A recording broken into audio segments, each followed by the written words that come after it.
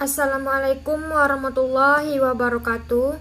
Kami dari kelompok 5 Evaluasi dan Teknik Pencapaian Hasil Belajar Siswa akan menyampaikan hasil diskusi kami yang berjudul Penilaian Berbasis Kompetensi. Baiklah, adapun anggotanya yaitu yang pertama, Cahayu MPM 19621068 sebagai pemateri pertama.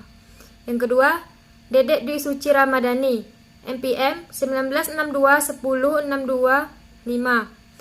sebagai pemateri kedua. Yang ketiga, Diana Susmita MPM 1962100903 sebagai pemateri ketiga. Dan yang terakhir, Dia Wiyati Kusumaning Tias MPM 21100006 sebagai pemateri keempat. Baiklah, di sini saya akan menyampaikan materi pertama mengenai pengertian penilaian berbasis kompetensi. Penilaian berbasis kompetensi adalah uraian keterangan yang teratur sebagai penjelasan prosedur dan cara menilai pencapaian kompetensi oleh siswa. Selain itu, penilaian berbasis kompetensi juga dapat diartikan sebagai teknik evaluasi yang harus dilakukan guru dalam pembelajaran di sekolah. Penilaian dilakukan untuk memperoleh informasi tentang kemajuan yang dicapai dan ketuntasan penguasaan kompetensi dari siswa. Untuk mengetahui tingkat pencapaian kompetensi, guru dapat melakukan penilaian melalui tes dan non-tes. Tes meliputi yang pertama, tes lisan, yang kedua, tes tertulis. Tes tertulis berbentuk uraian, pilihan ganda, jawaban singkat, isian, menjodohkan benar atau salah, dan yang ketiga, tes perbuatan. Tes perbuatan yang meliputi kinerja, penugasan, dan hasil karya. Penilaian non-tes contohnya seperti penilaian sikap, minat, motivasi, penilaian diri, portofolio, dan life skill. Tes perbuatan dan penilaian non-tes dilakukan melalui pengamatan observasi. Baiklah, saya akan mempresentasikan materi selanjutnya. Materi selanjutnya yaitu tujuan penilaian berbasis kompetensi. Tujuan yang pertama yaitu untuk mengetahui pengetahuan awal siswa. Yang kedua, untuk mengetahui tingkat pencapaian kompetensi. Yang ketiga, untuk mengetahui perkembangan siswa. Yang keempat, untuk mendiagnosis kesulitan belajar siswa. Selanjutnya, untuk mengetahui hasil suatu proses pembelajaran. Dan yang terakhir, untuk memotivasi siswa belajar. Dan memberi umpan balik kepada guru tentang pembelajaran yang dikelola. Materi selanjutnya yaitu fungsi penilaian berbasis kompetensi. Ada beberapa fungsinya yaitu sebagai bahan pertimbangan dalam menentukan kenaikan kelas. Yang kedua, umpan balik dalam perbaikan program pengajaran. Yang ketiga, alat pendorong dalam meningkatkan kemampuan peserta didik. Yang keempat, sebagai alat bagi peserta didik untuk melakukan evaluasi terhadap kinerja. Dan yang terakhir, untuk bercermin diri atau introspeksi diri. Materi selanjutnya yaitu manfaat penilaian. Ada beberapa manfaat penilaian. Yang pertama, untuk mengetahui tingkat pencapai kompetensi selama dan setelah proses pembelajaran berlangsung. Yang kedua, untuk memberikan umpan balik bagi peserta didik agar mengetahui kekuatan dan kelemahan dalam proses pencapaian kompetensi. Yang ketiga, untuk memantau kemajuan dan mendiagnosis kesulitan belajar yang dialami peserta didik sehingga dapat dilakukan pengayaan atau remedial. Yang keempat, untuk umpan balik bagi guru dalam memperbaiki metode, pendekatan, kegiatan, dan sumber belajar yang digunakan. Yang terakhir, untuk memberikan pilihan alternatif penilaian kepada guru. Materi selanjutnya yaitu ciri-ciri penilaian berbasis kompetensi. Penilaian berbasis kompetensi memiliki beberapa ciri-ciri, yaitu yang pertama, harus memenuhi prinsip-prinsip dasar penilaian. Yang kedua, harus menggunakan acuan dan patokan belajar tuntas. Yang ketiga, terintegrasi dengan proses pembelajaran yang dilakukan oleh guru dan siswa.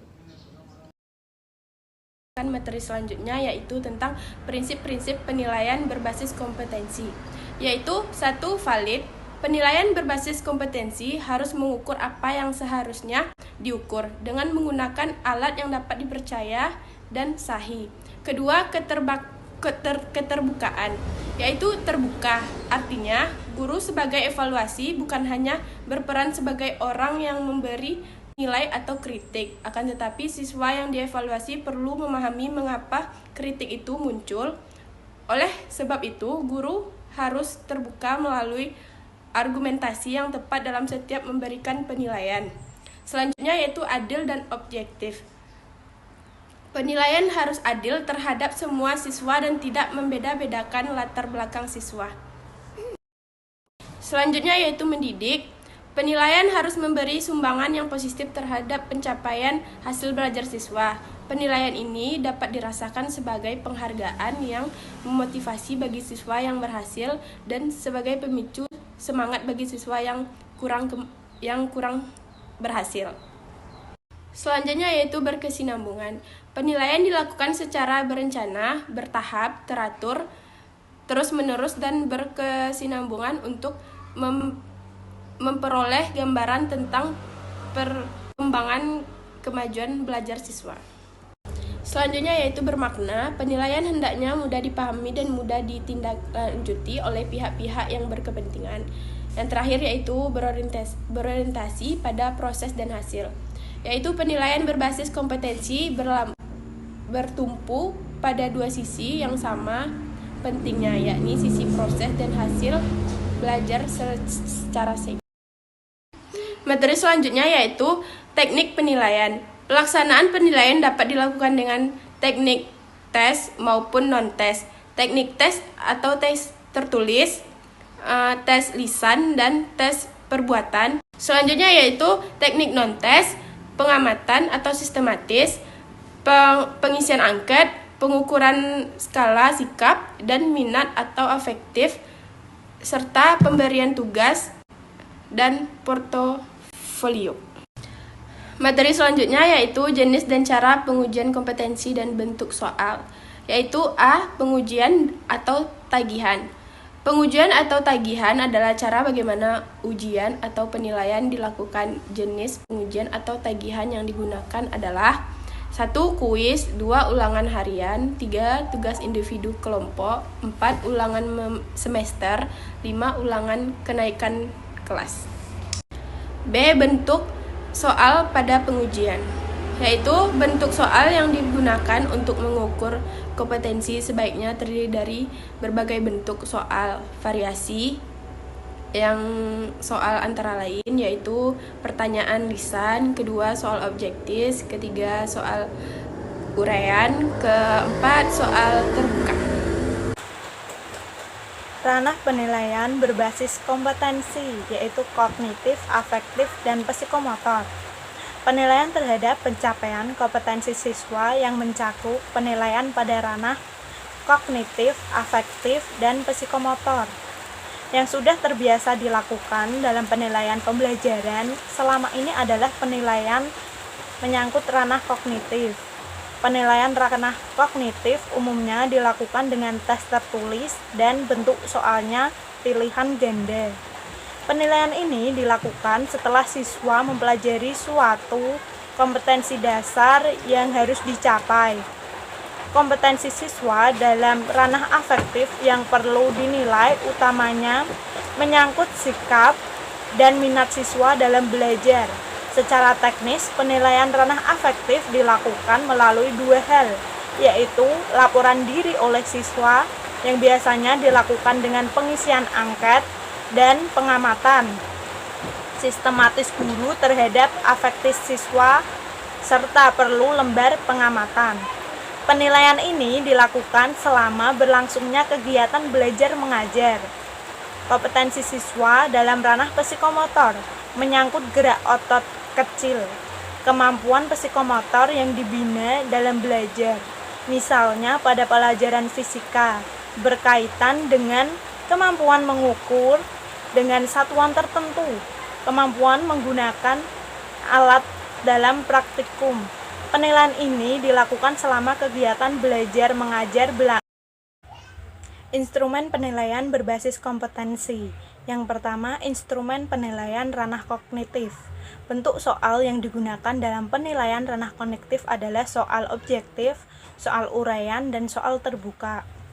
Instrumen penilaian ranah afektif. Kemampuan pada ranah afektif dapat dinilai melalui laporan diri siswa dan pengamatan oleh guru. Data hasil penilaian afektif sangat berguna untuk menentukan usaha pembinaan terhadap siswa agar meningkatkan hasil belajarnya. Selain itu juga berguna untuk memperbaiki proses pembelajaran. Yang terakhir, instrumen penilaian ranah psikomotor. Penilaian ranah psikomotor siswa dapat dilakukan dengan kombinasi tes dan pengamatan. Berikut merupakan pemaparan materi dari kelompok 5 tentang penilaian berbasis kompetensi. Sekian dari kami. Wassalamualaikum warahmatullahi wabarakatuh.